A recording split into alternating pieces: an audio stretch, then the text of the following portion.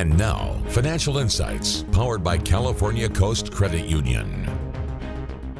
It feels like almost daily we hear about online data breaches.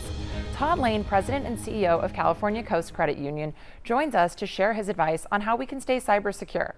Todd, welcome, and how are these cyber attacks committed? Thanks, Ashley. Cyber attackers target your personal information, passwords, login credentials, and financial accounts. And some methods include spoofing. And this is when a caller deliberately falsifies the information transmitted to your caller ID display to disguise their identity. It's important to know that financial institutions like Cal Coast will never call or text to request personal information or PIN numbers. The best thing to do is to hang up and call the financial institution directly. And then we see a lot of phishing and smishing. This occurs when victims open a compromised link or an attachment via an email or text message. And where should we begin to avoid being a victim of these cyber criminals? Several things. Think before you click. Use very strong passwords.